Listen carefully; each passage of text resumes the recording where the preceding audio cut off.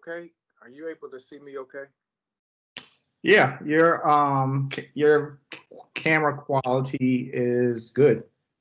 Okay. I'm using the district device, so I just wanted to make sure. Okay. This one. Thank you.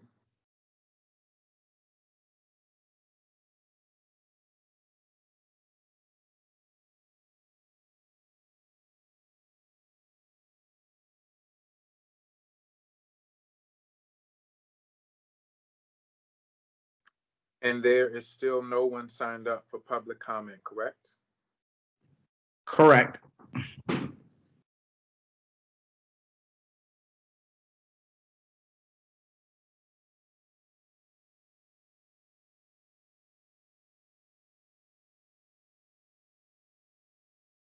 Well, let's get started. I know that Commissioner Sykes will not be with us today.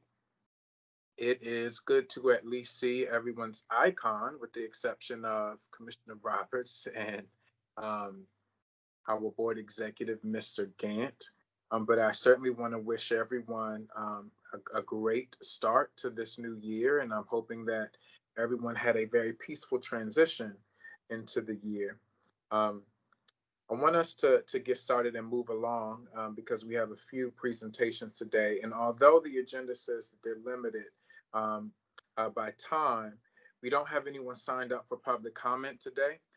So I'm certainly okay with extending these presentations to a solid half hour, if that is okay with everyone. And if we need to go a little beyond that because of discussion that comes out of it, I'm certainly okay with that this afternoon also. We're going to begin with our gifted and advanced learning update.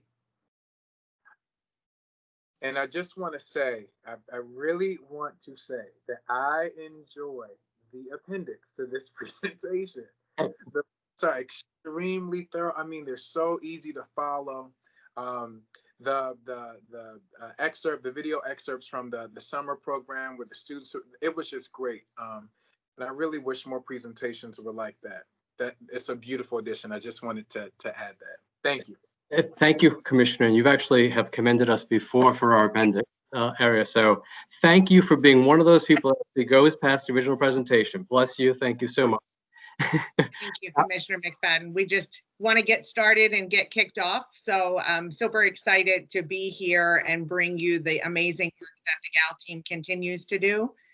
Even in the COVID traveling times, the work that they've pulled off is monumental, and really excited to share the updates. So we have our Director of Differentiated Learning, Laura Ohanian, and the amazing Dennis Jutras, our Coordinator of Gifted and Advanced Learning. So I'm not going to take any time other than to introduce and turn them over to you. We'll see how amazing I am. Are we seeing the screen? Yes. All right. Then I am amazing. Fantastic. So as our wonderful Executive Director, Janice Lane, indicated, I'm Dennis Jutras. I'm the Coordinator of Gifted and Advanced Learning. And joining us today is my awesome boss. Oh, how nice. I wasn't sure if I was going to get a great adjective added to mine, too. I'm Laura Hanyan, Director of Differentiated Learning. And today we're here to talk about the Gifted and Advanced Learning update, which we're really excited to provide.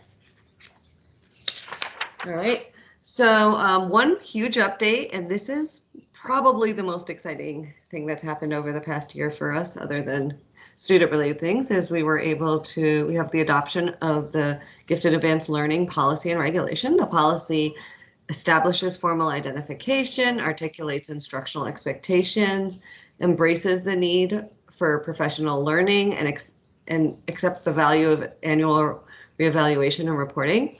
The regulation establishes the procedures for the identification, provides detailed instructional expectations,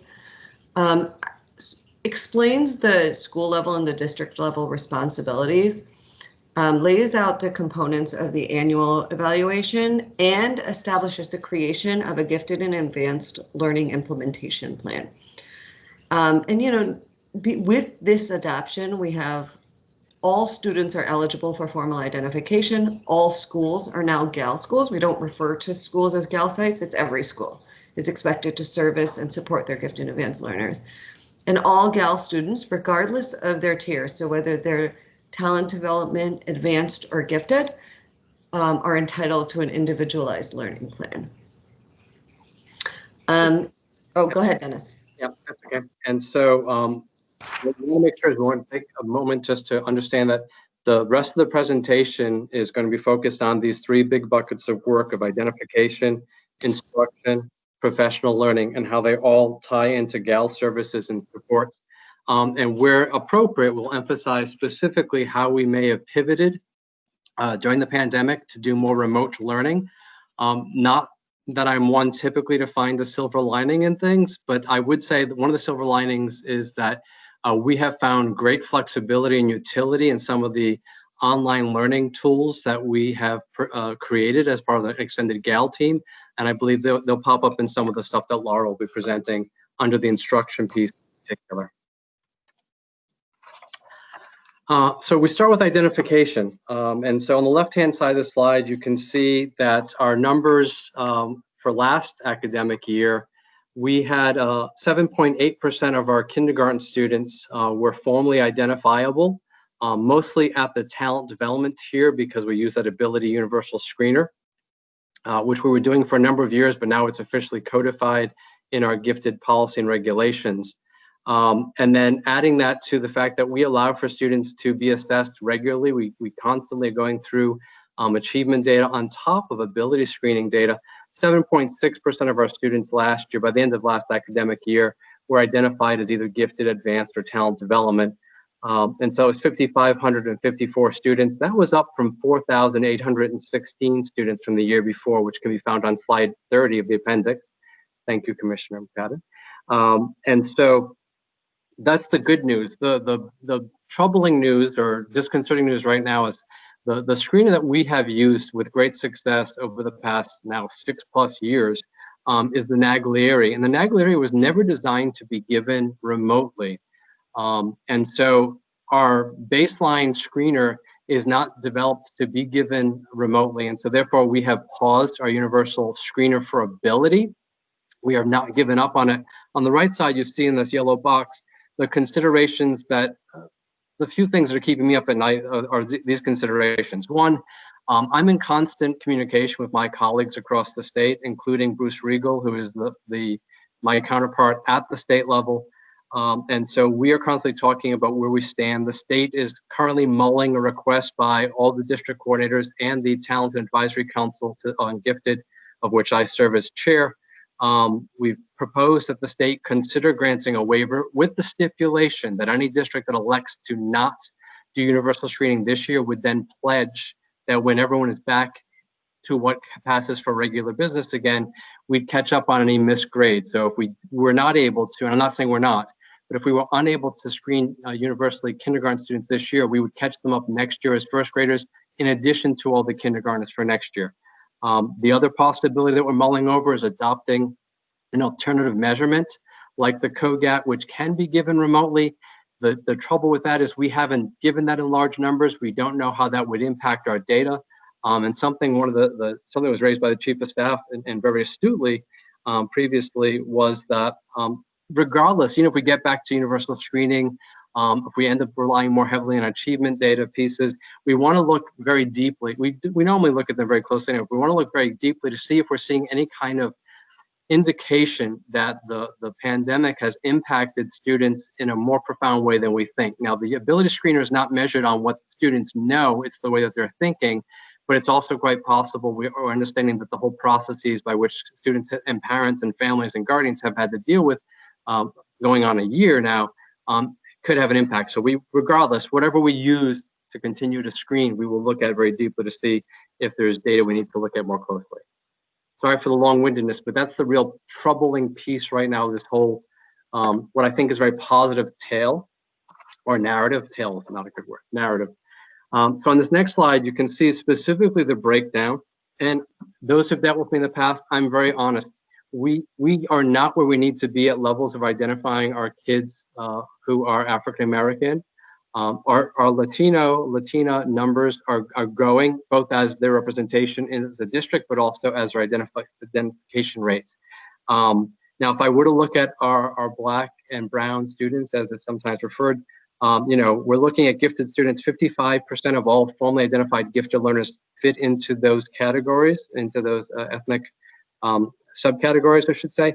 Our advanced would be 70%, and our talent development is our 76%. So those are strong numbers, but they're not where they need to be. One of the things in our policy is we have an equity index looking at a 0.8 factor that needs to be it. So we're not there, and the state is expecting that we would be identifying at least 10%.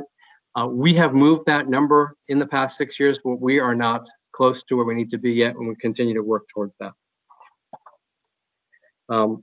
Laura?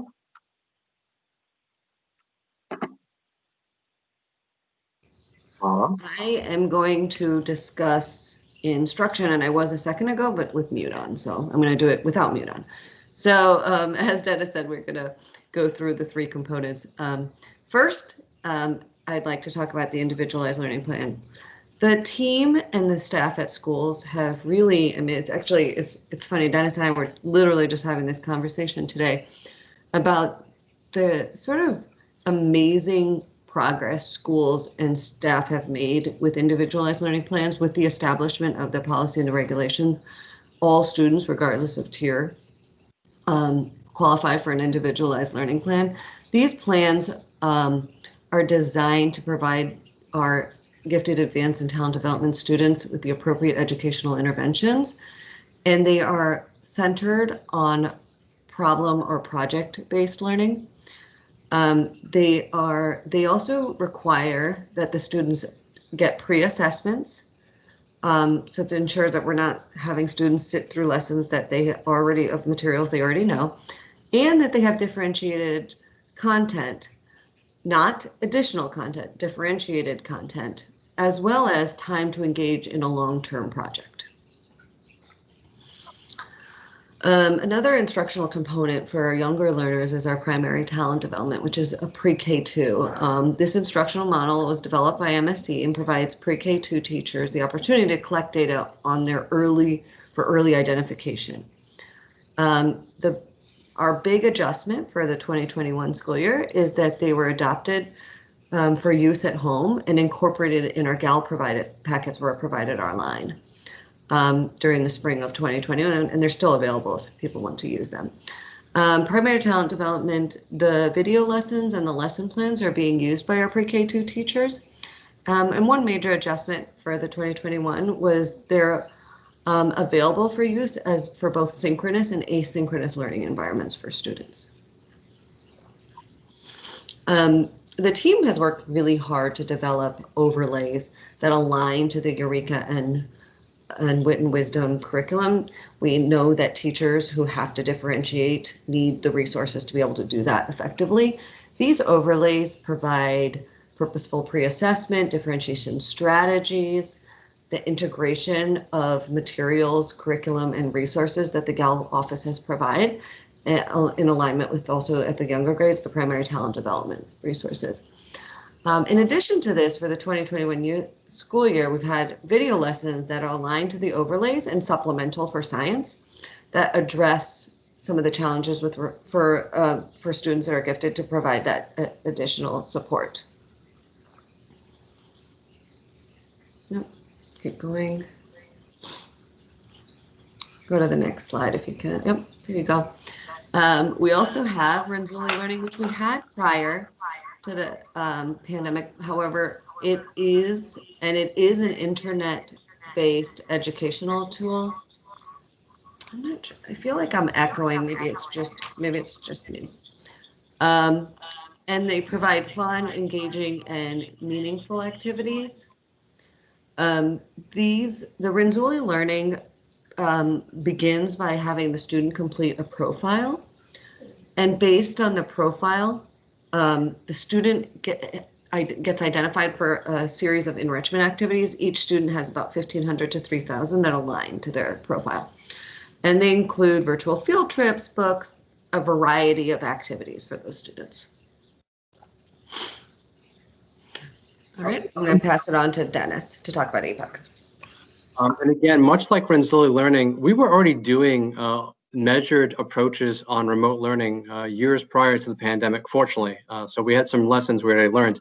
One of the resources that we had been using in a small way, but then greatly expanded as a result of the pandemic, is utilizing Apex learning. And I want to make sure I disabuse people of any preconceived notions they have about Apex.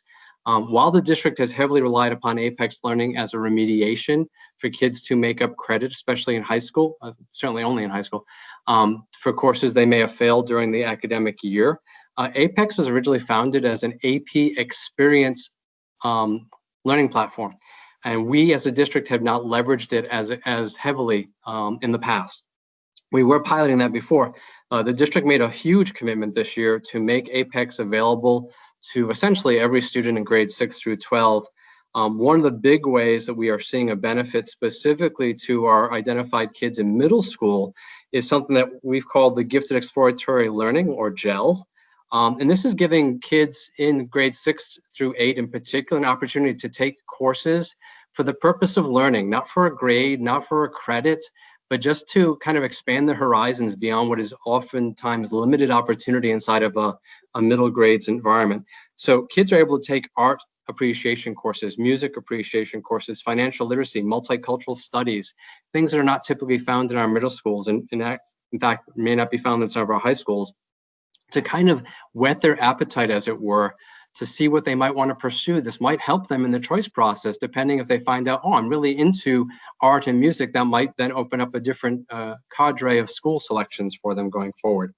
And of course, we've also used leaned very heavily on Apex Learning to support the AP work, which you'll see coming up on the next slide. So for, again, some of the things we're already doing in place, but we've ramped up as a result of the pandemic, is that all of our AP teachers have been required to use the AP Classroom platform. That was a new tool that College Board had created last year. I will admit 100%, I'm completely jealous as a former AP teacher that this was not around when I was teaching AP. My life would have been so much better structured.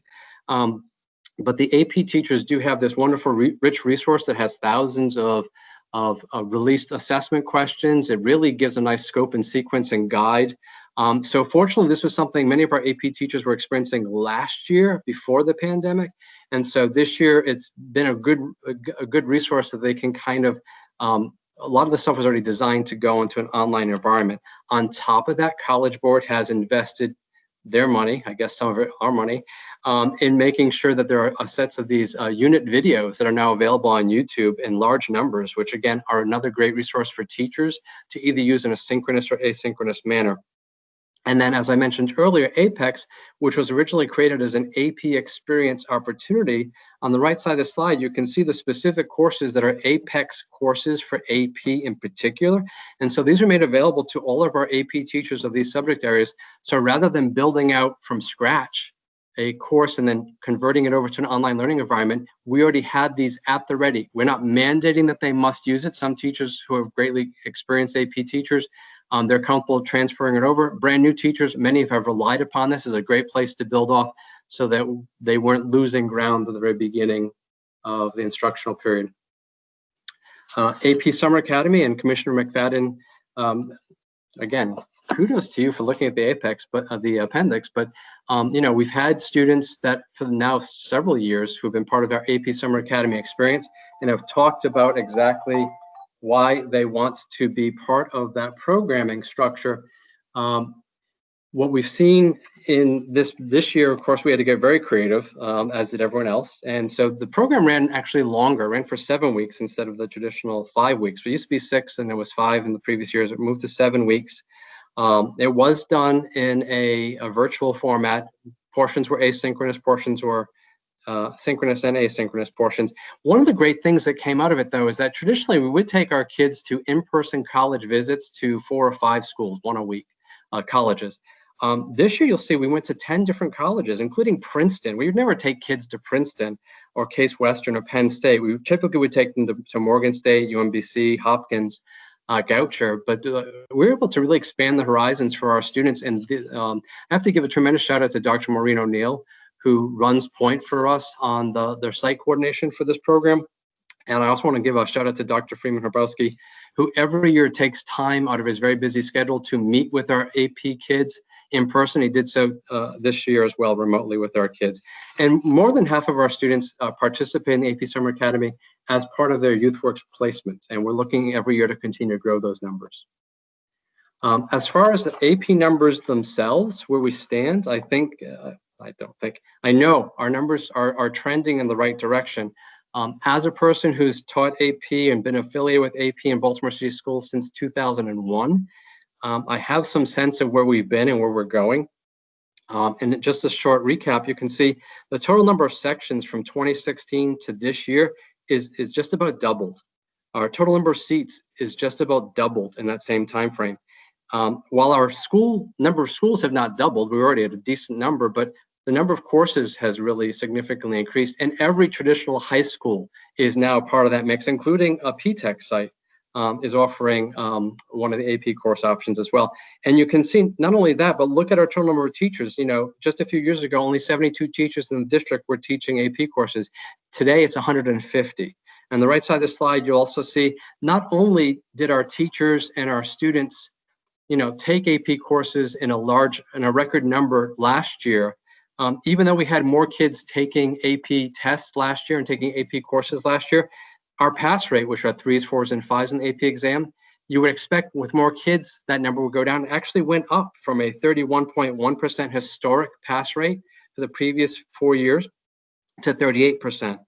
And our average score, which had been locked in exactly every year, 2.1, went up to 2.3. While those are not fantastically huge numbers, they're statistically important. And so it is showing that if you grow AP preparation, if you grow the support for teachers, if you put textbooks and materials into classrooms and you support these teachers and these students, they can succeed. We've seen that even with kids literally, and it pains me, that took AP exams on their cell phones. And I'll just leave it at that because then I'm going to get all sad. Professional learning. So this is the last part of our big narrative before we kind of give what are the next action point pieces, and that's on professional learning. And so under professional learning, you can see we had already been building out. The district a number of years ago had asked every content area to develop at least one module, an on-learn training module that could be accessed in an asynchronous format. And so the GAL office has been every year adding a few more in there. So we're actually up to 13 of these asynchronous self-paced modules. You can see below that the wide range of topics that we've covered, everything from Gifted to 101 to specific use of a curricular resource, which is Jacob's Ladder, to Twice Exceptional, to social emotional learning of gifted learners. And you can see a statistic that I asked the IT folks to pull for us. And this is dated now a little bit. This goes back to just around Thanksgiving time. We're just under 40,000 hits over all those years. Doesn't mean everyone's completed those modules, but at least people know that the resource is out there and they're hopefully making use of it in some capacity to frame their understanding of what it means to work with this population of students in Baltimore City Schools. On the right side of this slide, you'll see the Maryland Educators of Gifted Students, which we have participated in regularly now for several years, including having a number of our teachers present annually. They went virtual this year. So we had 225 of our teachers and principals and other leaders at schools participate in this. And they have access now to all these workshops that have been recorded for over a year. So it actually gives us greater utility. And Gil Whiting, a professor out of Vanderbilt, is now doing quarterly sessions with our teachers and who can access this, talking about finding and supporting kids of color in particular who are also gifted. So it really resonates deeply with our core mission here in Baltimore City Schools. We had 15 teachers participating in this year's virtual National Association of Gifted Children. We never would have been able to fund that, but virtually we're able to make that happen. So again, silver lining out of otherwise dark and gloomy days. Talking about silver lining, we note there are 4 schools that submitted eGate portfolios this year. It makes 7 years in a row that we've had schools that have applied for this very rigorous recognition from the state.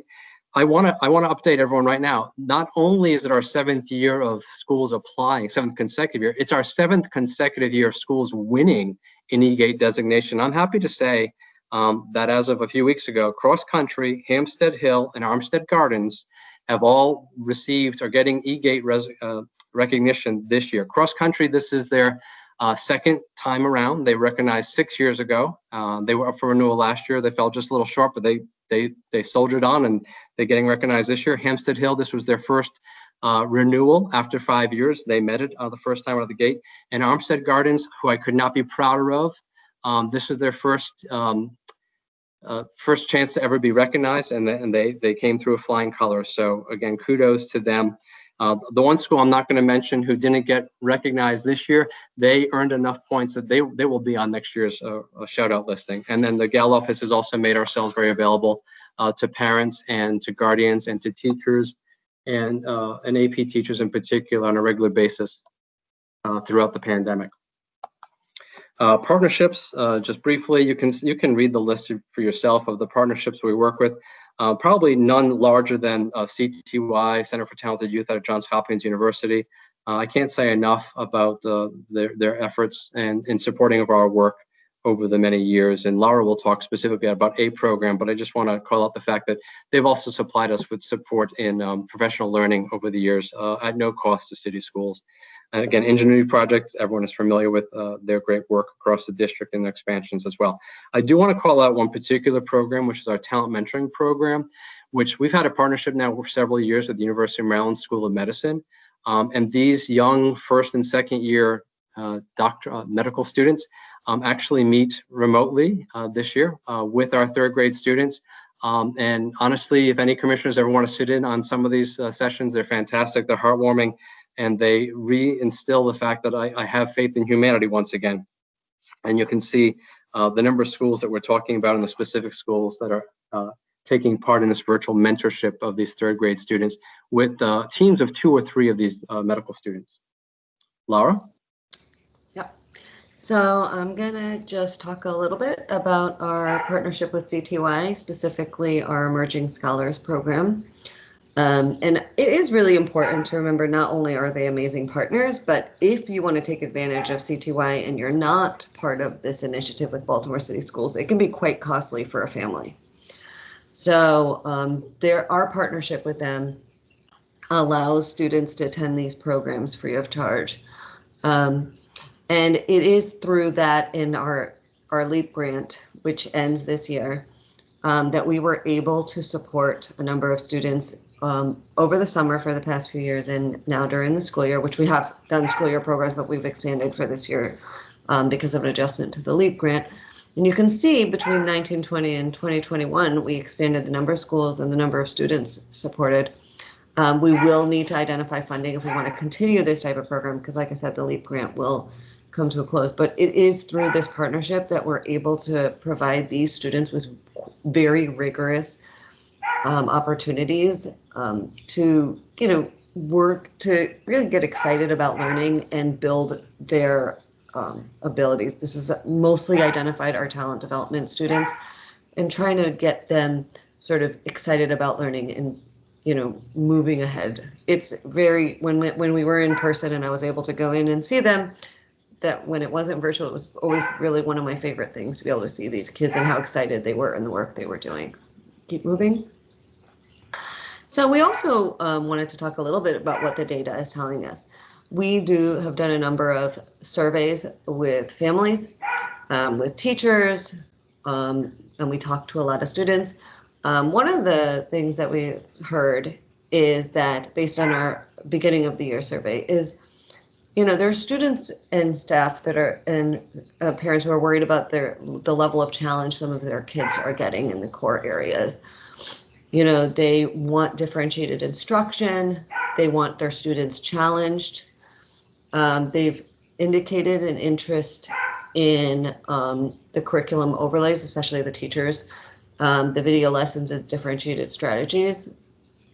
With the end of the year surveys, we'll hope to determine the impact of our ILP, especially with the adoption of the policy and the regulations.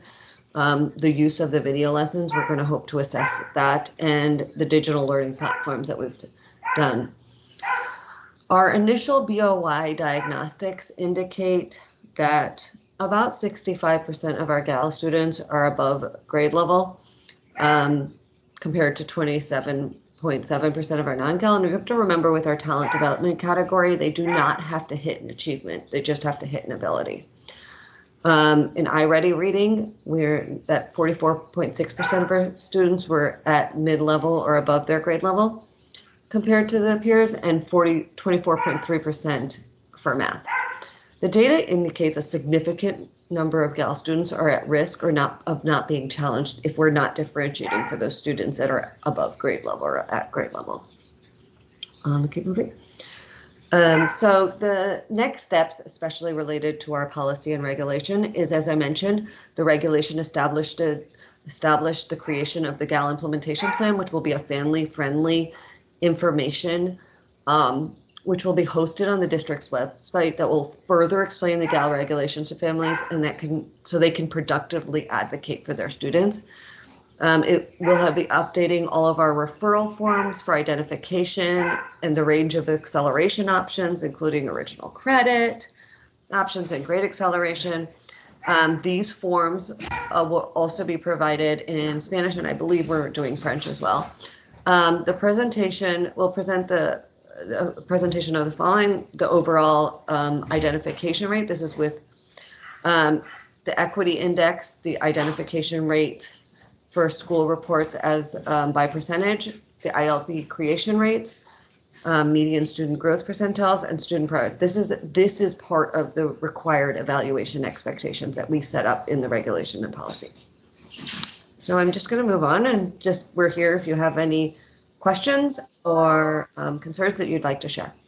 I just wanted to confirm to Laura's understanding. Yes, in fact, we are working to have all those forms will be in Spanish and in French. The forms that have been created thus far are in both languages. We have 2 more forms to create. I thought so. I just didn't want to promise anything that I hadn't fully confirmed. Great. Thank you all. Commissioner Roberts, do you have any comments or any feedback or any questions for the team? I do. Thank you so much for your presentation today. I have 2 questions, and they're specifically, they're linked to page 4, slide 4, slide 14, and slide 16. We can land around slide 16 though, with the reference of twice exceptional students. I don't believe, and correct me if I'm wrong if I overlooked it anywhere, but around students with IEPs and 504s that we oftentimes refer to as twice exceptional, I didn't really see any data around what their pipeline or any kind of data of the number of students that are transitioning into our advanced learning program. Can you pull up slide 5, Dennis? That's probably the slide that might have something of what you're. I just want to make sure. I have to go back and present now. Okay, hang on. Yeah, I was trying to get off present mode. That's all right. No, that's fine.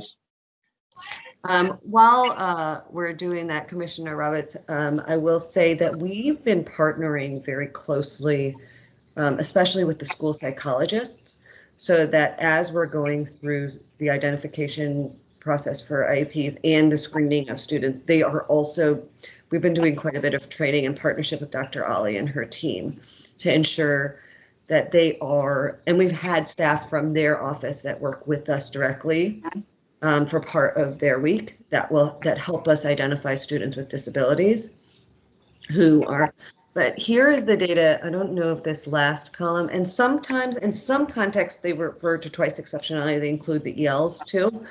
But students who may have other instructional requirements that are also gifted advanced learners. And I will note that with our English learners, it's in the appendix, but we saw quite a bit of an increase in the percent of those students identified over the past few years that are ELs and gifted.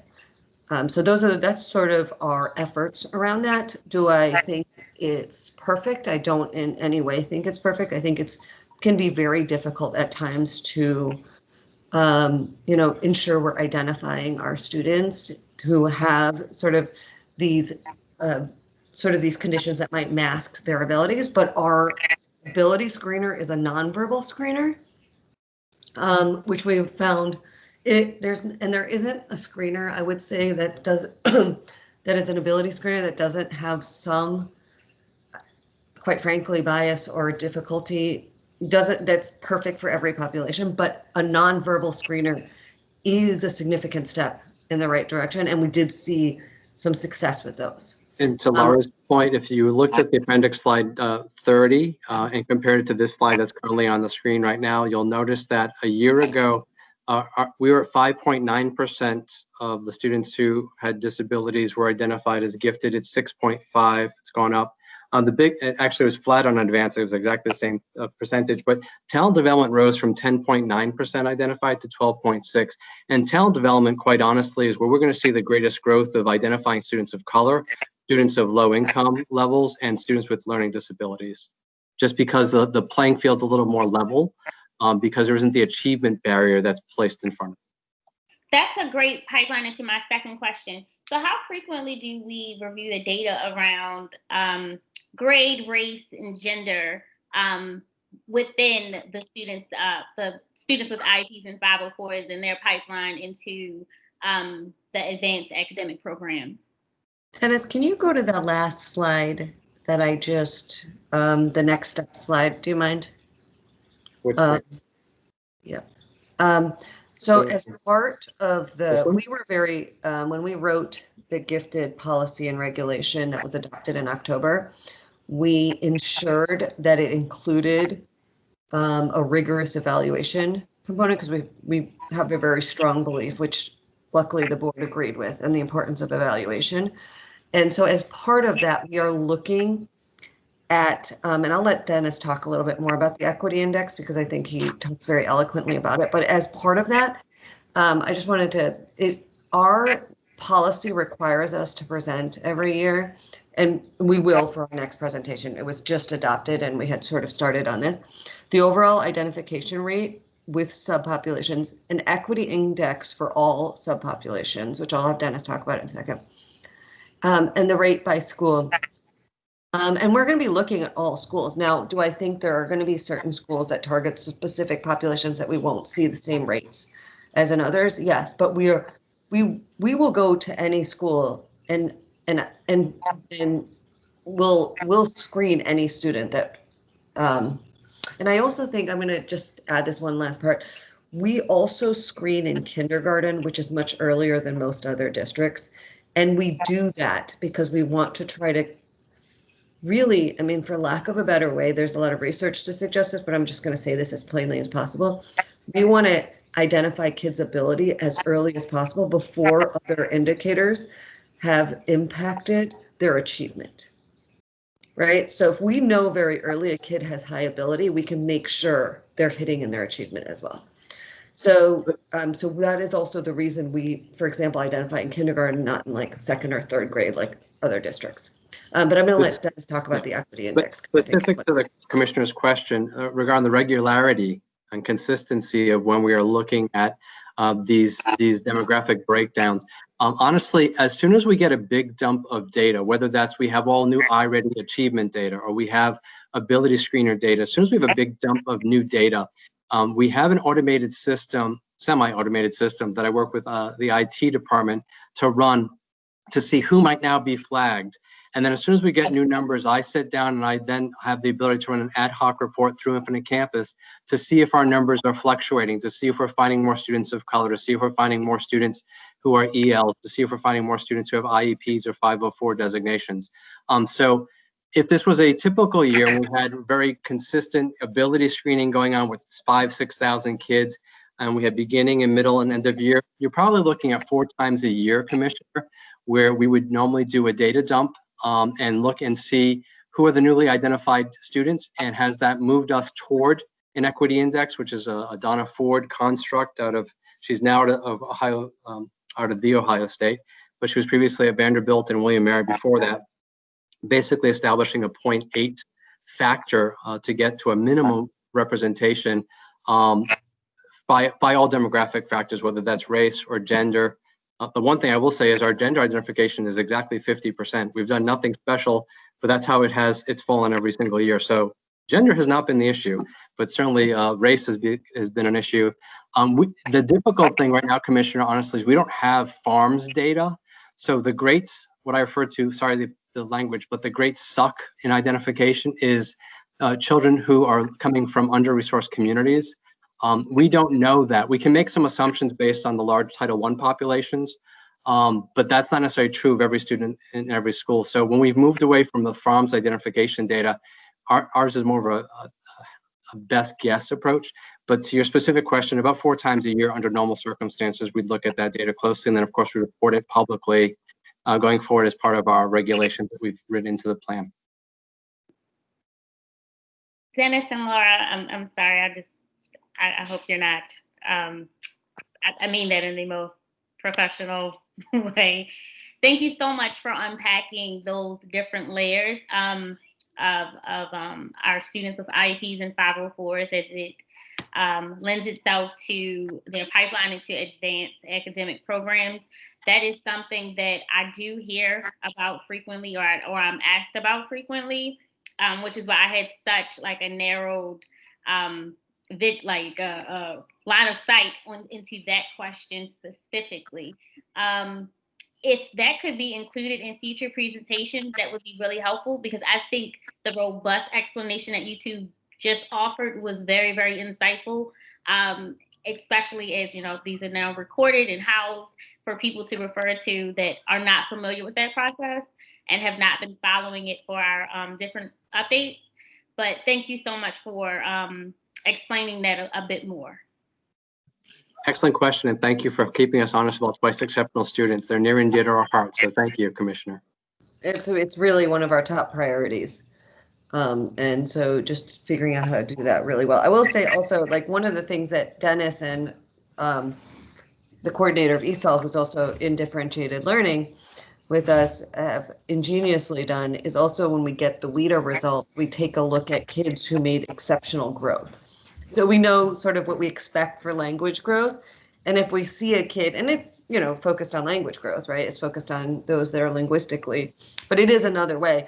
They look at those kids and say, wow, this kid jumped, you know, way more than we expected. And so we go back and say, do we test this kid? Do we go in? Do we find out more? So it's another way they've been sort of targeting these harder to identify populations. Thank you, Laura. We are running short on time, but I do have a few things that raised a flag, so I'll try to keep this brief.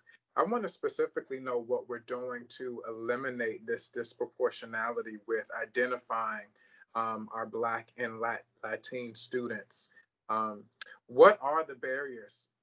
Have we identified those barriers, and how are we working to continue to eliminate them? And what guidance do our schools have?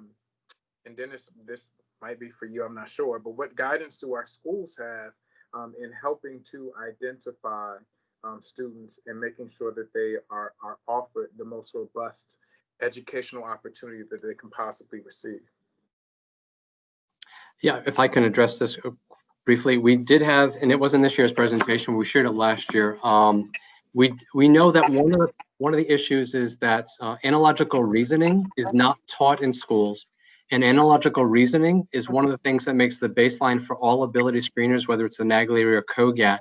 And so we did pilot, we had some great success. I will say Harlem Park Elementary last year faithfully followed our recommendation, which was to expose all kindergarten students to analogical reasoning for a few weeks, and then make sure they understood how to use the computer, because these assessments are given online.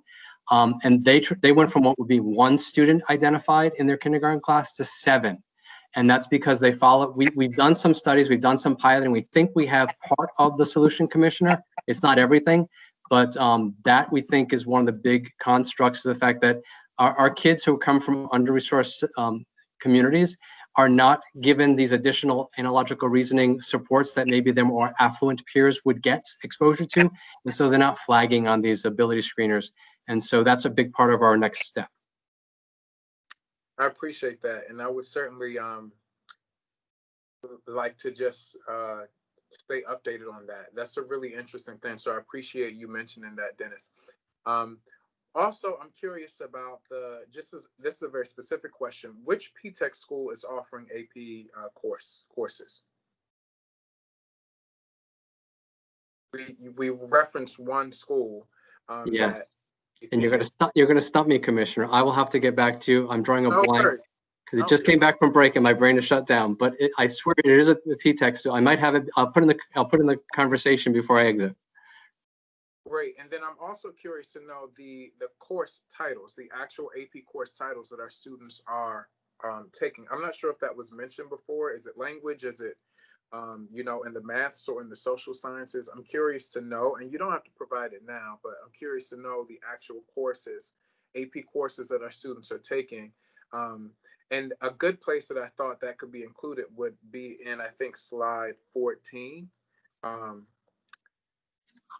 That you all have listed here, because you have the total number of sections, the seats, the schools. I would just be curious to know the courses. And then finally, how many of our students are actually sitting for the AP exams? I can give you a quick answer to both of those. Those I'm ready to give you answers for. Our top 4 courses across the district, Commissioner, would be AP English Language, AP Government, AP US History, and AP Literature. So it's the humanities that are mostly, that's where most of our teachers teach. That's where most of our students are taking the coursework. Those are the big 4 across. The sciences and maths, as you would expect, are lagging behind, but we're working on that. The other big push we have is the AP Capstone, which is AP Seminar Research. So we're going to see some growth in that. Thank you. It is Carver. Thank you, Dr. Pfeiffer. I was going to say Carver. Yeah, it's AP Computer Science, Commissioner, that P-Tech Carver is offering. And that's where we're going to see some growth anyways. And then the other question is, our numbers did drop off this year, Commissioner, as you might expect, given the pandemic and the technology barriers to kids taking it. Historically, Baltimore City has done a really good job as the number of kids that are enrolled in courses taking the test, which is why our numbers don't look as good as some surrounding districts that I won't name, who actually tell kids not to take the test, so their percentage rate looks much better. So last year we dropped around 70%, or just below 70%, which was disappointing to me personally. But given what our kids were faced with, getting technology into their hands and disruption of learning, that still wasn't a bad turnout for them. But it actually was much lower than it would traditionally be. We're usually much closer to around 90% of the students that are in AP classes sit and take the AP exam, which is pretty good, especially compared to surrounding districts. Can I just add one more thing? Slide 12 does have a list of courses if you'd like, Commissioner McFadden. So I believe on slide 12, there's a list of. Yeah. Just, I say it not for you, for the public. So if they wanted to look at it. Right, but these, so wait, these aren't, from what Dennis just said, there are 4. Okay, never mind. I get what you're saying. I understand. The courses that are listed out there, actually, Commissioner, are the ones that are Apex related. There are other courses that are not on Apex, like we have kids taking studio art. So there's a greater listing. But yeah, food for thought. I would certainly add that to future AP portions of the presentation. Great point. We could also add it to the appendix. You know how much we love our appendix, so. Thank you for that. I know the commissioner, our vice chair, has joined us. Commissioner Richardson, I don't know if she has any questions about this particular presentation, but if she does, she can ask them as we start to queue up our next presentation, where we're focusing on operator renewal. Commissioner Richardson, do you have anything to add? I do not. I'm listening today, and so thank you to the staff for the presentation. Great. We are ready for the operator renewal presentation.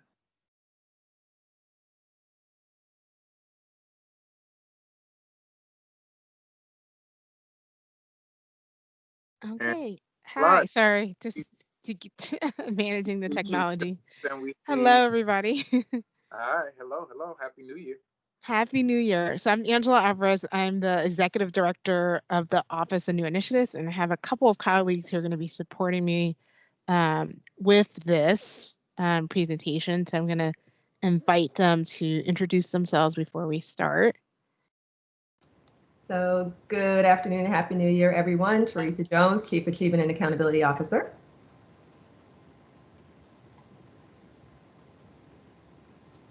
Good afternoon. This is Trevor Roberts. I'm a specialist in the Office of New Initiatives.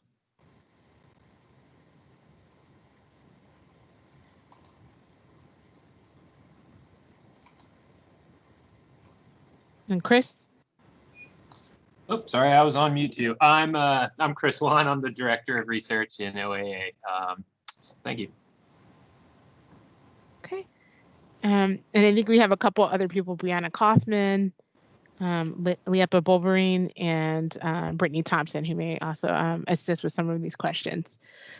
So we are at that time of the year, actually doing it earlier than we would normally do this process, but with just all the changes, it's important for us to kind of get before you to kind of talk about operator renewal. So the process that we've developed has always been an iterative process. So every year we sort of come back together and get feedback from a variety of stakeholders, our operators, our charter and operator schools advisory board, you as the board, before we finalize what the process will look like for the future year. We're always trying to balance making necessary changes with having and maintaining predictability for schools as much as possible. In prior years, some of our challenges have been mostly around changes in state assessments that have happened. This year, with COVID, there's also differences in ways that school is being experienced by students and how schools are running. Last year, we did not do a renewal process. You guys approved and we requested to postpone. And so schools who would have been up last year received a 1-year extension. And so now we're preparing for what we should do for 21-22. There will be 14 schools who are up for renewal in 21-22. So that includes schools whose contracts were already set to expire at the end of next school year, as well as a set of schools that we extended last year because, as you recall, the pandemic kind of hit schools in March. There were so many unknowns at that time. And that's when we were sort of in the middle of beginning many of the process pieces around renewal. And, initially we thought, oh, this is going to be a 2-week thing. And here we are 9 months later in terms of the pandemic. So anyway, it puts us in this question of what should renewal look like moving forward? And so I mentioned, we are have a meeting with a variety of stakeholders. And today we're meeting with you as a board to sort of get your feedback on our thinking and sort of lay out how we see where we are in terms of the picture. I think the other thing, is we really kind of, ever since, last year happened, we've been in a lot of conversations with other LEAs, other urban districts around what they're doing around their processes. We've also engaged other people who support the work of evaluation for schools like SchoolWorks or like Leaders for Change. So we've been working with a lot of different organizations trying to get insight into what other people were doing around accountability. NACSA, is a charter advocacy organization that always provides their feedback on what to do around renewal processes. They encourage districts to maintain the accountability of these high stakes processes, even in the face of COVID-19. They say it's important that the process really does look at prior year assessments as well as a range of agreed upon indicators that are part of the charter contract or performance agreement, and that any changes should not be to make it less rigorous, but to really be cognizant of the current kind of moment. And I mentioned we talked to several different kind of authorizers, many of which who had opted to actually just move forward with their renewal processes with minimum changes for the prior years, mostly in how site visits look. We've also consulted, like I said, with SchoolWorks, who has deep experience in actually doing virtual visits pre-COVID, because there are in some other states there are actual virtual schools, and so they've also been an important consultant and working with us and actually convening some of the meetings of other authorizers. We have three, so it puts us into this place of, what are the different approaches that we could take. And so, one approach that we could take is to do like other authorizers and just move forward with a regular renewal process and just making the modifications that are needed to be cognizant of the time. That would allow for a full, we would, have the full range complement of contract terms available underneath that. There'd be continuity in terms of how we review schools, which is important. We think about like appeals or how other people look at the work that we do. The impacts of COVID are not a just this year impact. And so postponing, you'll see each of these options have pros and cons. So postponing it doesn't necessarily get rid of some of the challenges and could create other challenges. And so we've got to wrestle with that when we look at all of the options.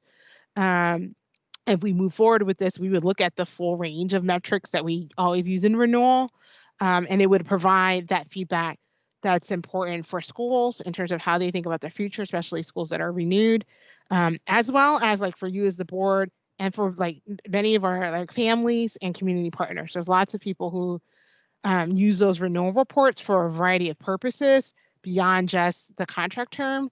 That's important in the life of schools. We often get other people who are doing reviews that could be related to finances or other kinds of ventures the schools are doing to that want to understand what the performance of the schools are. And so that renewal rubric will be there and available. It allows for accountability for schools with challenges. I think the key thing is there are still,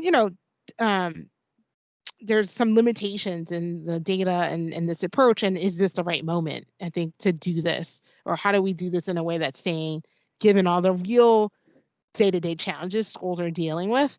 And the level of renewal is stressful for schools. And so like just acknowledging that. And how others may look at the process. So those are some of the considerations for like approach one.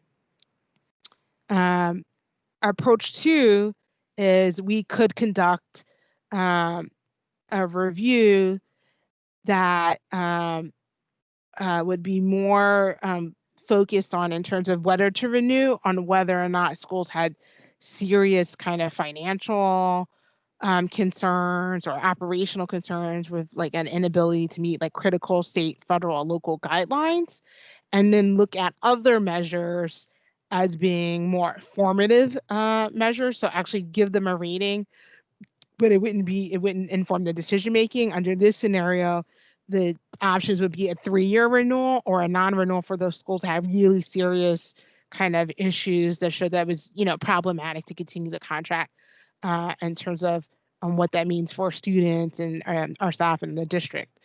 Some of the considerations here is we could look at all of the measures. We've had some conversations with schools around like the SER, where some of our operators' feedback around that is they would prefer that we not do it or that we modify it and only do certain smaller pieces like focus groups.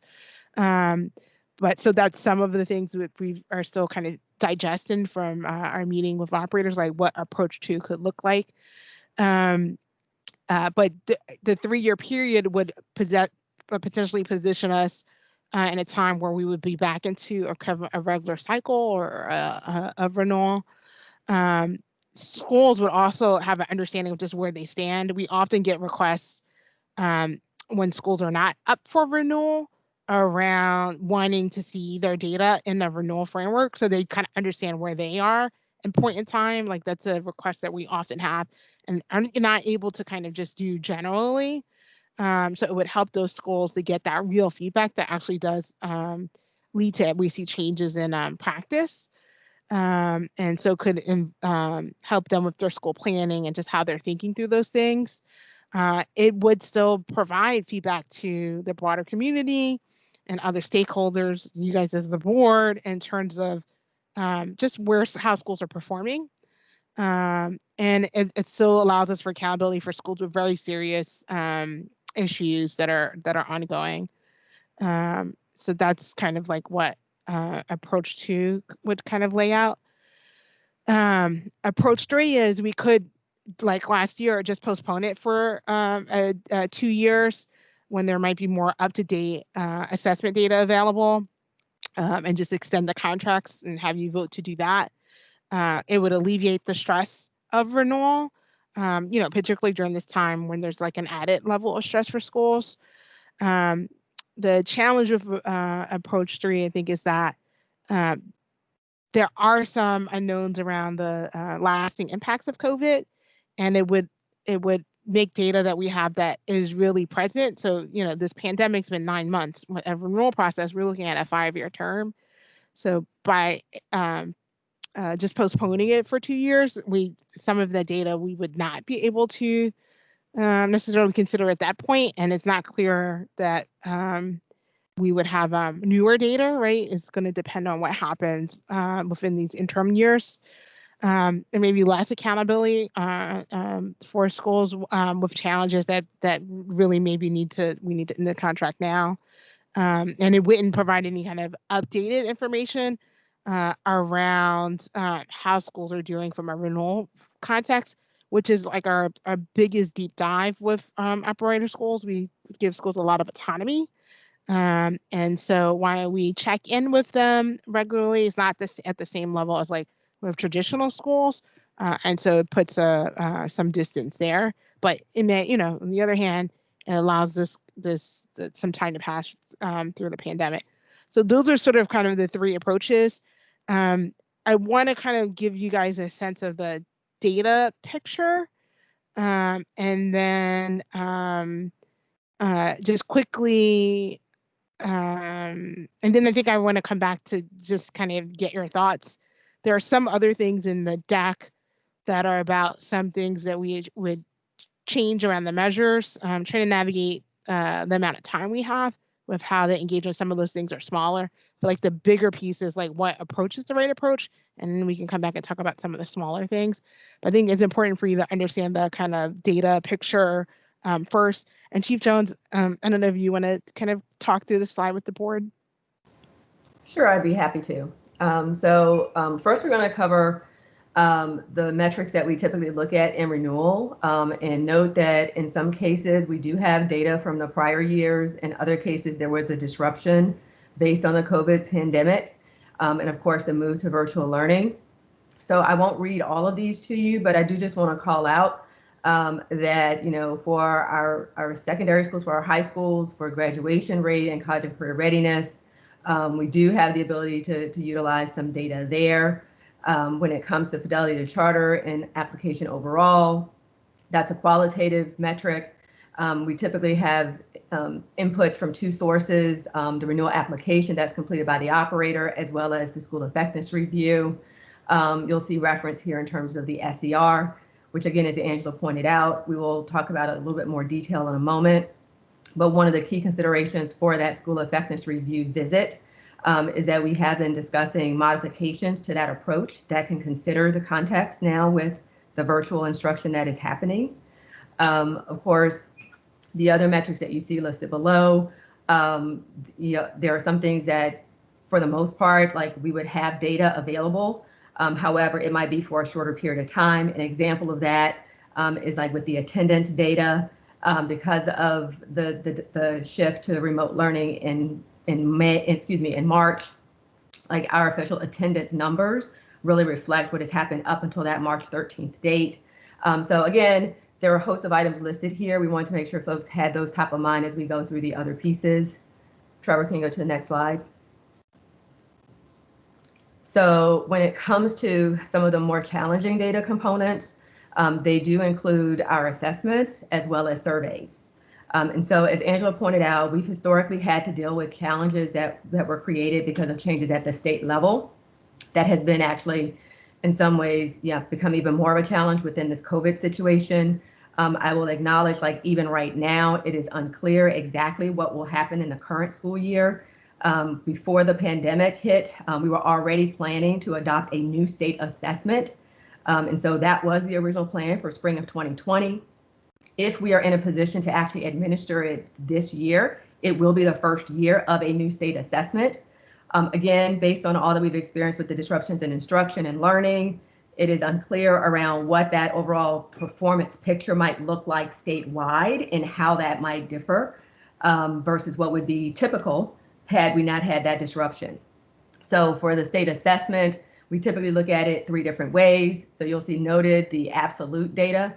So that would be the most recent year's administration. Again, as we think about what this looks like, what we've tried to outline here is what it could look like for 21, 22, but also for the following couple of years. Because as we talk through the different approaches, we did want to just put in front of people what we currently know or anticipate might be available 1 to 2 years from now, again, with still some level of uncertainty. You'll see noted in terms of trend, because we are looking at a 5-year renewal period. We typically look at 5 years worth of data for a lot of these. What you'll see noted is that as it stands right now, we would in some cases only have 1 year, in some cases 2, 3, and in some cases 4, depending on which data we're talking about. And so this just is a reference point. When we go through the other components in more detail, you'll see more details about specifically what happens with the assessments. I do want to just note the student and staff satisfaction surveys. That is another component that is actually administered through the state. So a couple of years ago, the state adopted a climate survey that all districts in Maryland now use. So the data that we would have would be dependent upon the ability to actually administer that particular survey instrument. When it comes to the parent survey, the district has continued to use its own parent survey. However, even pre-pandemic, we were already in the process of considering making some adjustments to our survey instrument. So this upcoming year would be the first year that we're using that new instrument as well. So again, all of those things are detailed in the deck, but I know Angela wants to talk a bit more about sort of like the big picture to be able to get some feedback. So I'll turn it back over to her at this time. Yeah, thank you, Chief Jones. And so I think the key thing is like it's these 5 measures that are most impacted by the data, and you can see that weighting doesn't necessarily resolve some of those. So even like with the MCAT, if we go forward this year, we would have it for 2018-19. If the state doesn't give it, if it's the first year, we're expecting that data to be later. So there's some of these things will take a while before they actually resolve themselves. I think that's important to note. I think one other thing too is, we had dealt with change in assessment before when we moved and through Renewal, when we moved from MSA to Park. And when we did that, we did a regular renewal process. And we looked at lag data. That was the 3 years of MSA because of that transition, because assessments were so very different. So it is a way that we've looked at it before. I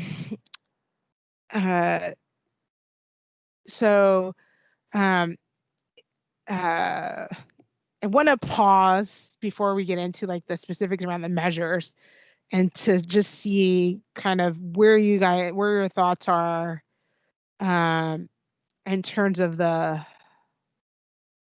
approaches at the start, and then come back into some more of the data pieces. Thank you, Angela. Immediately I think about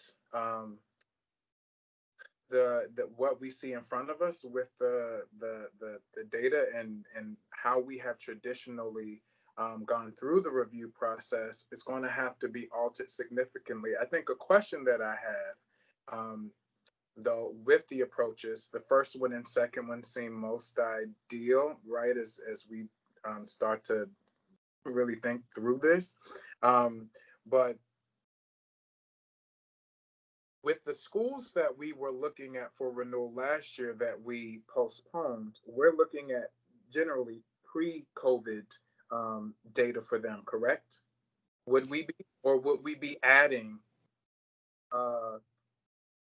since we extended it, would we be adding additional information that occurred after the Yeah, that's a good question. So like when you look at this data slide, right, most of these measures, while they have some impacts from COVID, like how Chief Jones shared in terms of like attendance, last year's official attendance goes through March instead of through the full school year, right? But the qualitative measure, so when we look at attendance and chronic absence, we're actually looking at practice. Like, what are you doing? Here's what your data says. You know, what's happening over time, but also what are your practices in place to address students who are having challenges with attendance and to encourage students to want to come to school and family and that belongingness and all of that. So it's a qualitative measure. SER would be based on this year if we were to go forward with like option one, or if we did some sort of modified. I think operators felt really strongly that we should either not do the SER or that we should do some sort of modified SER because they view that as very stressful. Um, but this with the SER, you know, we've been in talks with Schoolworks about how to do that virtually. And what they found and what they've reported is that you're able to basically get the same kind of understanding that you would if school was in person. And that their experience has been for schools and districts that where they've done these virtual visits, that it's actually been really helpful and informative, and people have experienced it as ringing true in terms of what that looks like. But that would be from this year in this context, if we did like it in a full kind of normal way in terms of the SER.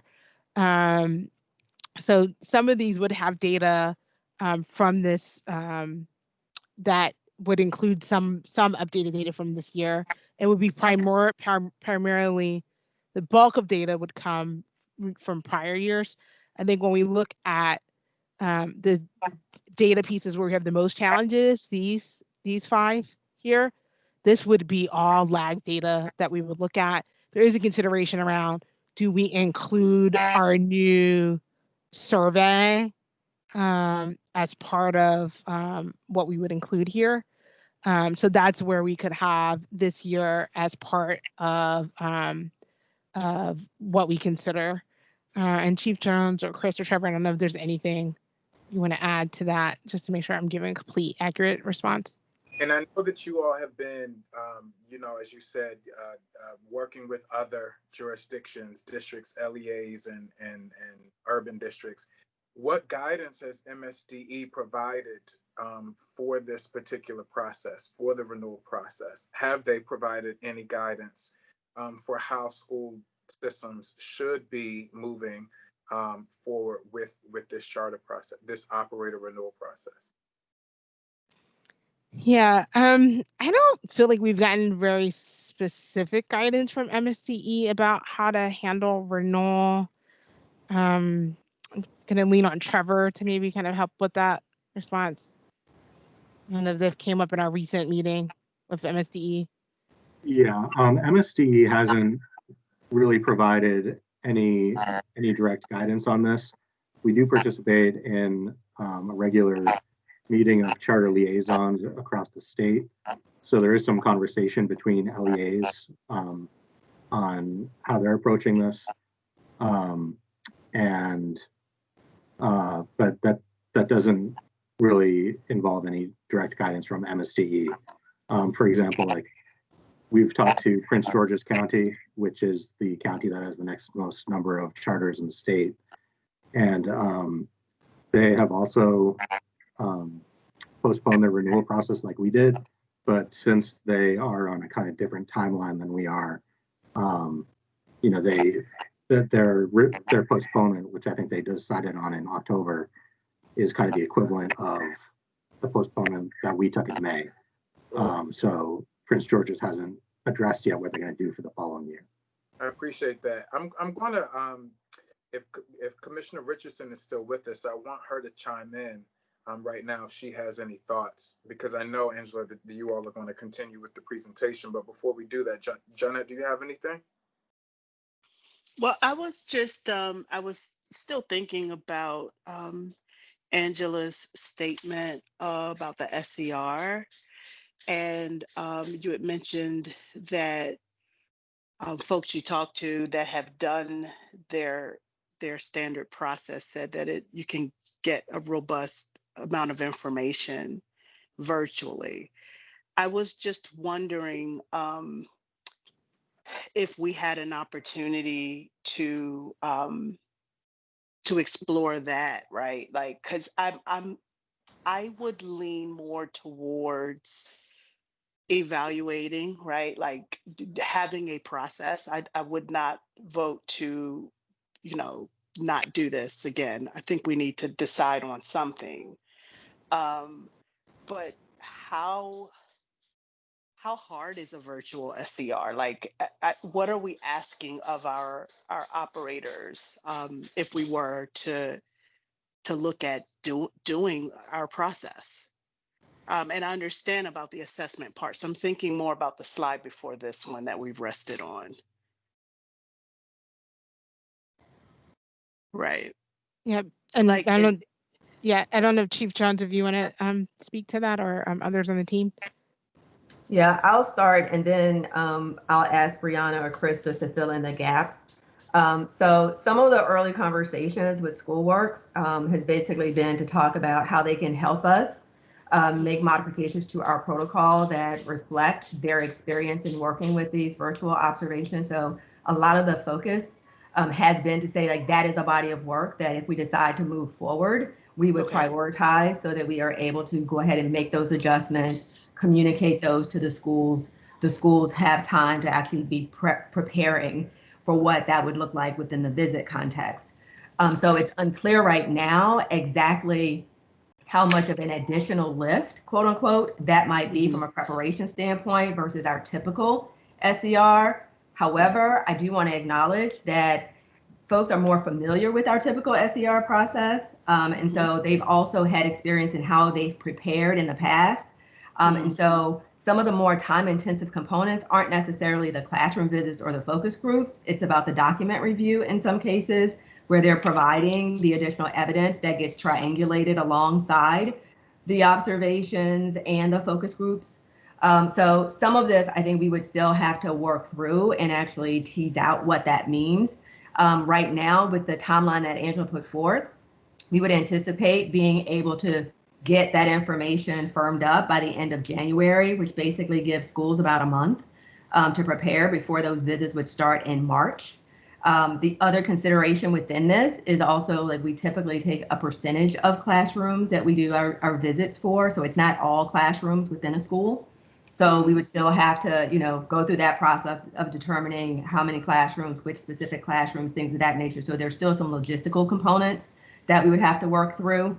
But I want to just lift up, I think the work that we can do with Schoolworks, I think allows us to have a modified approach that would make sense in this context.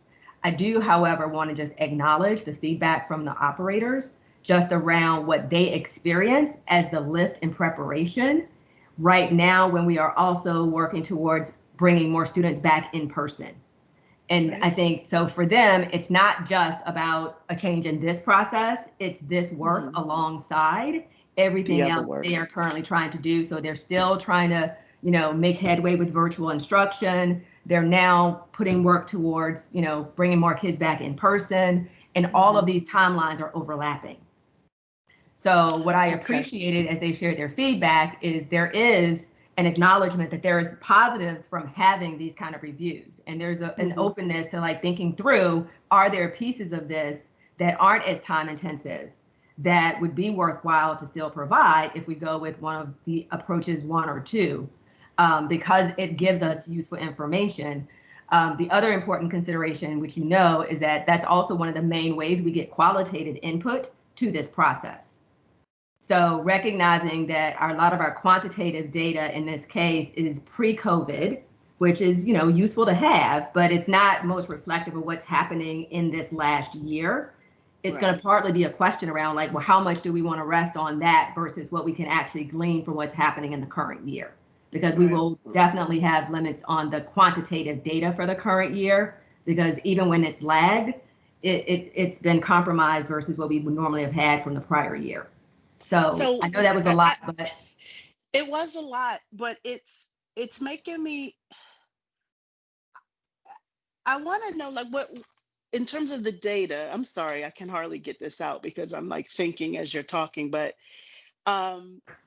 what are you guys leaning towards doing, or does that happen later in this presentation? Do you kind of eventually let us know what your thoughts are, or how the staff is leaning in this?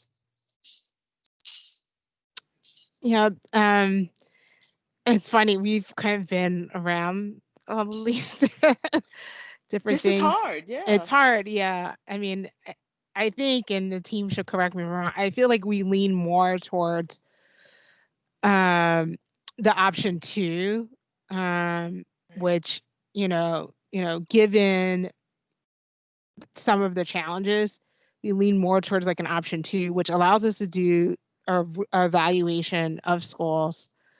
I think we believe that we need to maintain some parts of the SER. I think we got a lot to think about. We just had a second follow-up meeting with operators. We met with them before the break, and we just met again the other day. So we haven't had a chance to process as a team some of that feedback, but some of the feedback around, I think it's legitimate concern of lifting potential in person as we're trying to have more schools open in person, with also preparing for an SER. I think that's a real stress, and not just, oh, this is stressful, but like that, no, but like that's real in terms of the work of the school. And many schools were sharing, wanting to make sure they can do in person well, and not wanting to have something take away from that, I think is valid.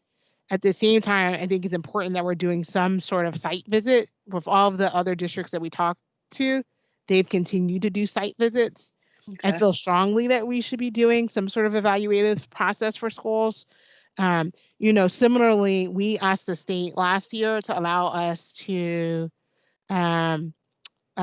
postpone the new application process, and they told us no. And so we'll soon later this year be coming back to you to look at, potential applicants. And so I think too, we need to have some sort of consistent institutional practice too around how we're looking at it. And Chief Jones or Chris or Trevor, I don't know if you want to add to that.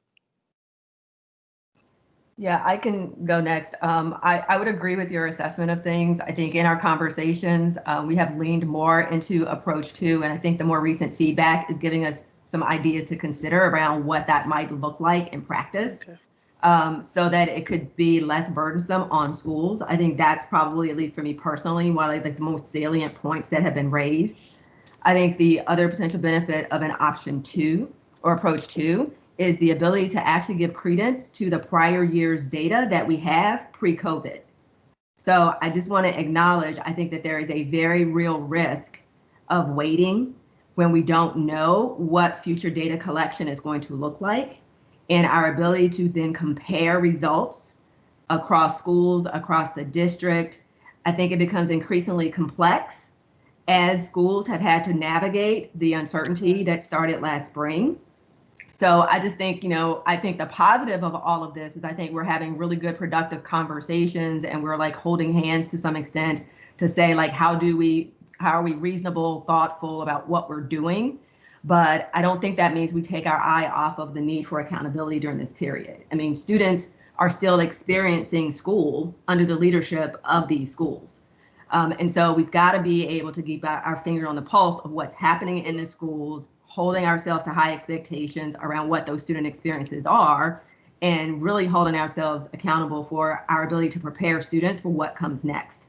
So I will say, I think that for me is why approach 2 seems like a reasonable middle ground. I think right now there are details to be worked through around how we would implement a version of approach 2 that reflects the more recent feedback.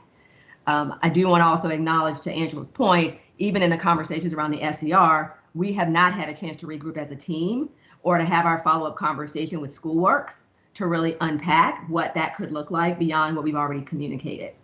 So I think that's a critical component within all of this.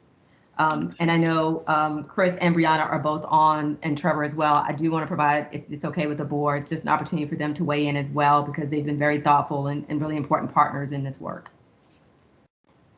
Yeah, thanks, Teresa. This is Chris. I kind of put my opinion in the chat. I agree with Teresa and Angela. I think option 2 seems to be kind of the most balanced approach, considering some of the data issues we have.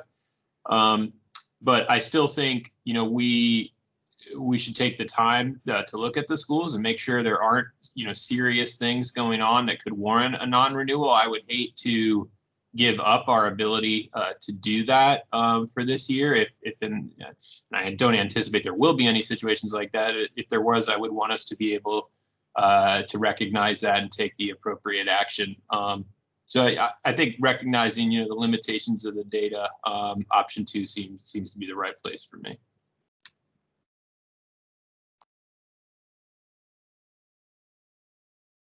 I don't have anything right now, Commissioner McFadden, but I really appreciate the staff and your honesty and letting us know what your thoughts are about this. Thank you. I agree. Commissioner Roberts, are you still with us? I am. Prior to the dialogue, at this point, I think I would just be repetitive in what my thoughts were. That I agree with most of what has already been said around option 2. But I have noted here around school effectiveness review and what it looks like for approach number 2, but also with Ms. Alvarez when she mentioned site visits. And I know this hasn't been flushed just yet, but a thought that came to mind is, would that be delayed to when we've scaled out more schools or more students returning into the classroom? But those were just my thoughts that I had pre-meeting, which has kind of been discussed already. Thanks, Commissioner Roberts. Yeah, in terms of like the site visit, which is like the SERs, like how do we? I think a lot of schools I felt like thought like focus groups, right? For example, is something that we can still do. It's a way, especially when we talked about with the like parent feedback, right? We have less of that. It's a way to actually get in touch with parents and like understand because of that focus group with students directly, with staff. So it's a way to really get a glimpse into understanding what's happening. Not just in response to COVID, but like how they're like fulfilling their mission. And so we, you know, heard from operators that they saw that as valuable and not as like a heavy lift.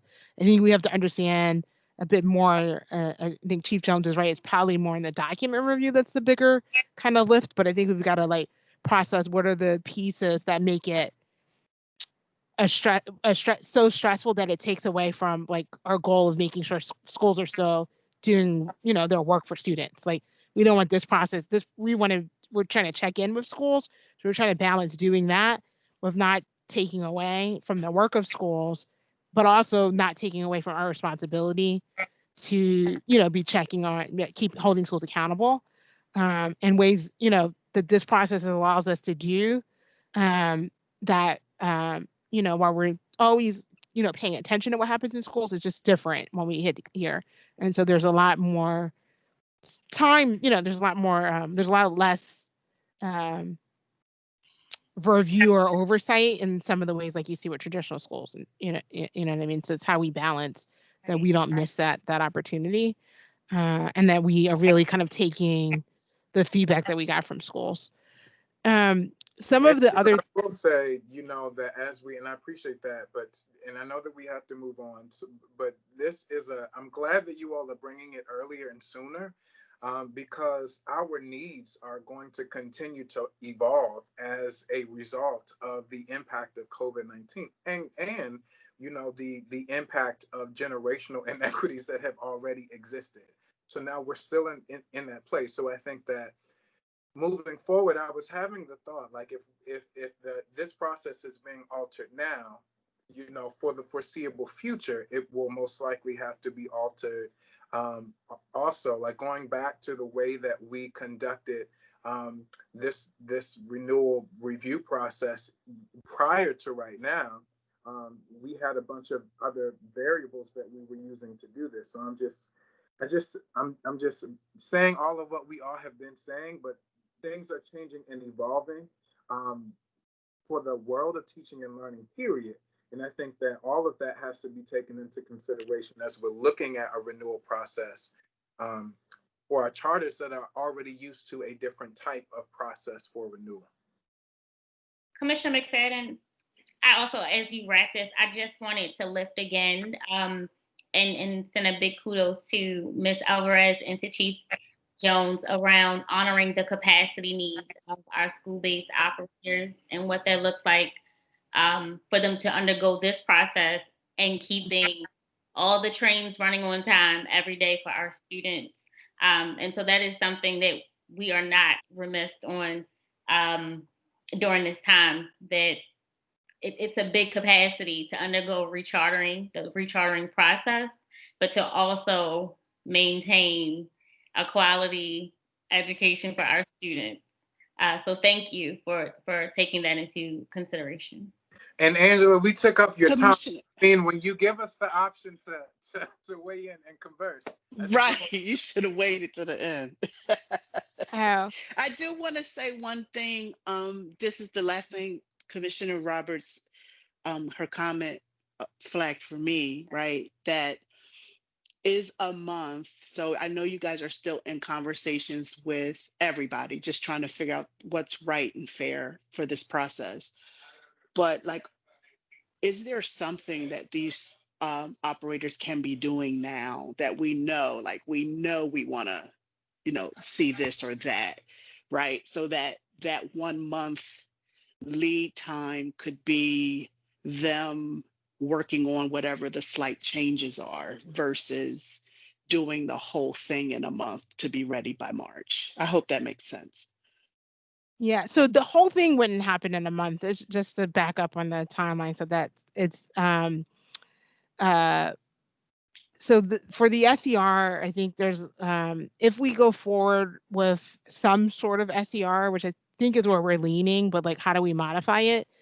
I felt like I think we've still got to process, so I don't want to like commit to too much here, really like what we heard from schools yesterday, but I did hear like interest around the focus group. So like a lot of those elements of that is not going to change. Like that's all online. Schools already have that access to like the questions that are asked in focus groups. There may be some slight modifications, but like, there's things like that, like preparing for that wouldn't really change dramatically if we move forward with some sort of modified SER that would include like focus groups, for example. I think we're not clear on what we do about the other kind of pieces, but I feel like that was the least controversial. I feel like there was some agreement, even with operators, that was valuable and not a heavy lift and would not, take away. Like we have as a district been conducting lots of focus groups in this time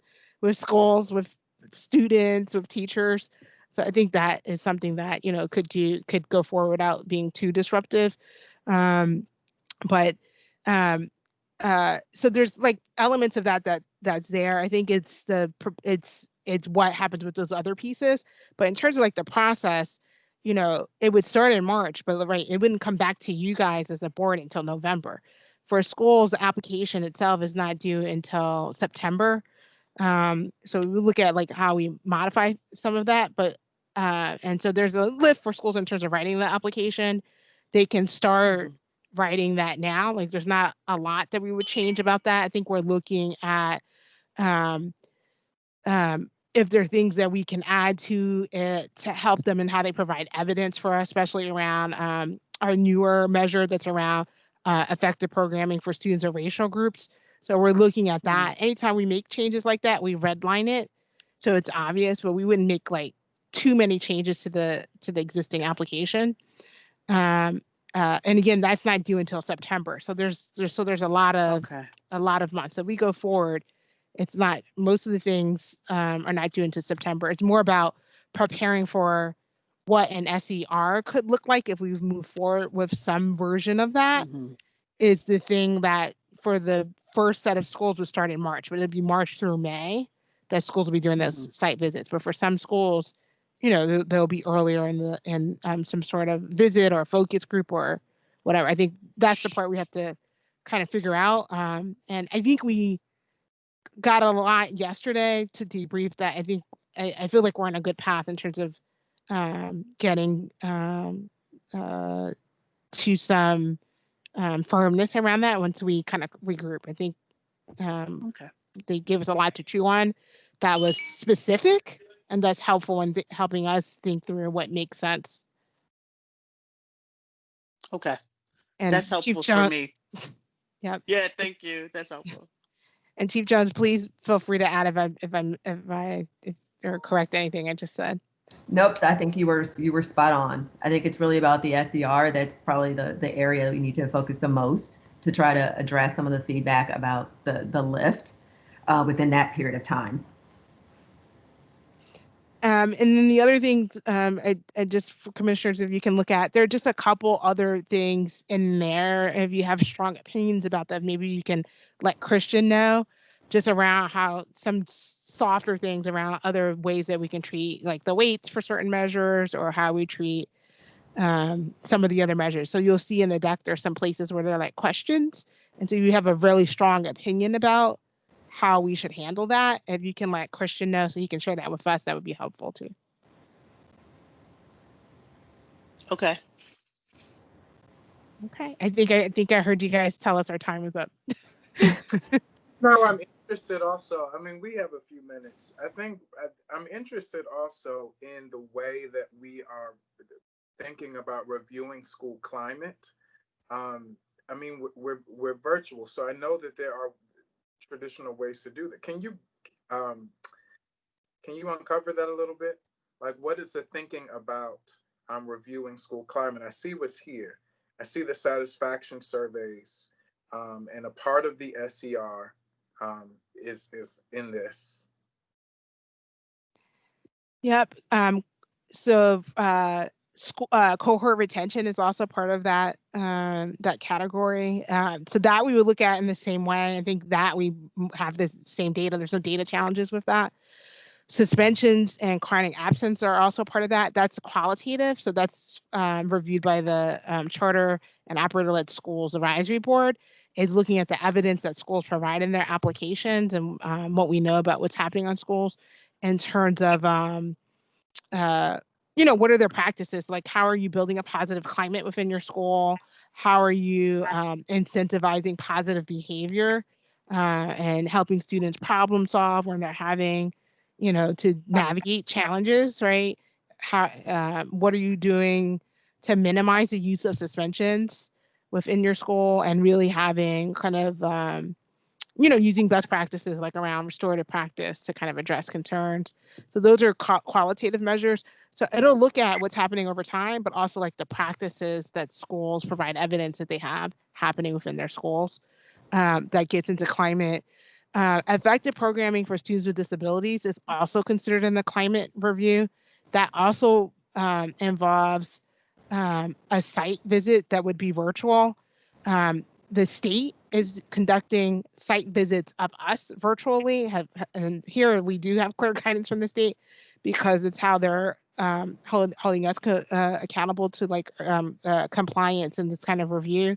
And so we would use that same protocol for the effective programming for students with disabilities. I think this measure is important too, in terms of, it's a review of, what's happening in terms of data, all the different kind of data points for students with disabilities within the school, the actual practices, what we know about practice, what we know about compliance, what's revealed in that site visit. But it also helps us to understand on the operator capacity side. This is an issue where sometimes there's been violations that are showing up here that also are indicator because it's a violation of federal law, like you're not doing this thing or that thing. So it helps again with that cross triangulation of data we have, from notices of concern or notices of reprimand or compliance notices, right? With what you're seeing pop up in those visits as well. So those are kind of the key things that are in the climate section. And Angela, I would just add one thing, like on the attendance.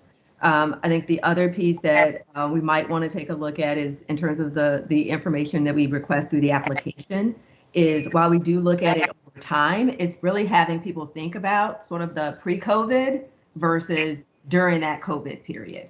Because we all know like the attendance patterns shifted as folks started going virtual. So being able to speak specifically to how schools work to engage and have their students involved during that period and going into this current school year, I think is just an area that they might want to emphasize. So right now, our application doesn't call that out specifically. So that might be something for us to think about, just so that we can not just look over time, so it's not point A to point Z, but within a period of time, what are they doing so that they can make those distinctions? So certainly I would expect there should be some common practices that they might reference, but there may be some things that they've had to do differently, just based on their spring 2020 experience and what they're experiencing now with attendance for their students. Yep, and that plays into the guidance that we give to the reviewers about how to treat those two different periods of time, because you can't look at them like they're one, right? There's very different challenges that are happening in COVID, and there needs to be some grace that's given to understanding that we're all trying to figure that out. That's different than pre-COVID in terms of like, there's defined best practice that applies like consistently pre-COVID. And so we've got to make sure we're very clear in the guidance for the advisory board, but we've had like changes in data, like cardiac absence itself has had a change in the way it's reported. That's had to bifurcate how the reviewers look at that and understand the data. So I think we have had experience of like giving really clear guidance around how to treat it and how to understand it, so that we're being consistent and we're being fair and we're comparing apples to apples and oranges to oranges, and not, two different periods to each other in terms of the way that shows up. I think the other thing I want to name, because I heard this as a concern for operators, and I'll make sure that we're naming it for you. If we do go forward with like an option 2, this modified 3 years, just being really clear, we have to figure out how we treat that so it doesn't, we have some schools who, like in a normal year, would have another 5 years or would be eligible for the 8-year kind of term. And so when we're back into reviewing those schools 3 years from now that are renewed, making sure there's some way that we're not penalizing them because there was a 3-year term here, that we really clearly delineate that, document that, and very clear about that on the record. Right. Thank you all so much. Colleagues, is there anything additionally you would like to ask or add before we go into procurement this evening?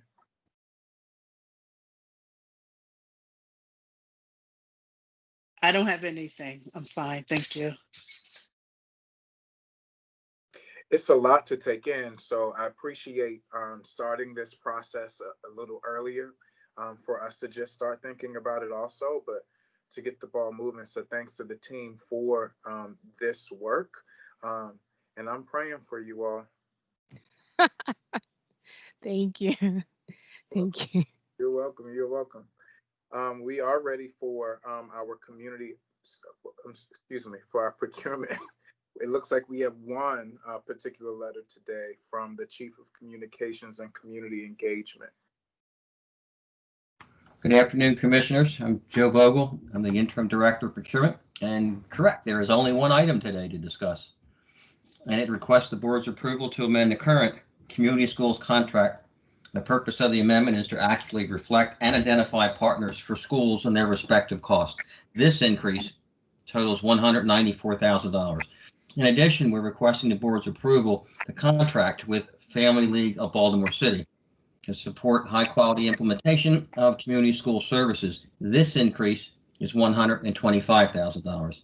The total amount being requested today is $319,000. The board approved these contracts originally on September 22nd of 2020, and the contract term is July 1 of 2020 through June 30th of 2021. Commissioners, are there any questions? I don't have any. Commissioner Richardson, it's so good to have this committee with us. Roberts, okay? Funny. This is great. I miss committee meetings. So thank you for having me today. Commissioner Roberts. No, I do not have any questions. Thank you, Joe. You're welcome.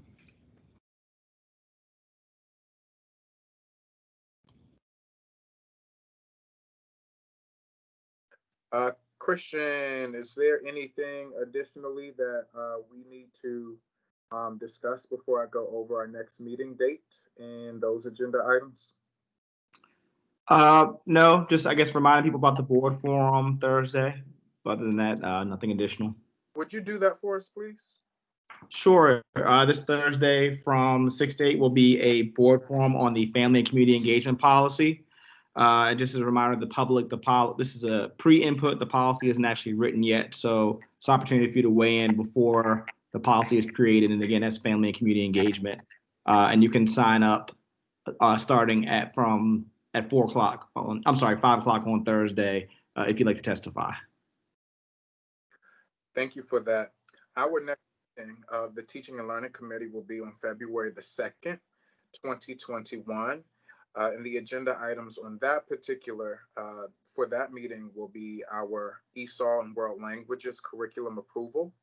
We're also going to be provided with the CTE update.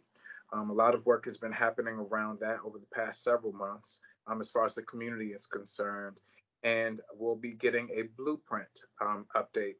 There will be some written updates provided also on our evaluation of summer 2020 programming and our attendance strategy. That will be at our next meeting. Is there anything else for the good of the group? Commissioner Roberts, Commissioner Richardson? No, just Happy New Year to everyone. Happy New Year. And listen, Sion has a birthday on Thursday. And I wish you were watching the meeting so we could all wish Sion a very happy 8th birthday. He'll be 8 on Thursday. Thank you. Happy birthday. He's on the couch sitting quietly today. Well, listen, everyone, and continue to enjoy your evening as best as you can. Please continue to stay safe. And we look forward to seeing everyone on Thursday at our board forum. Take care, everyone. Good night.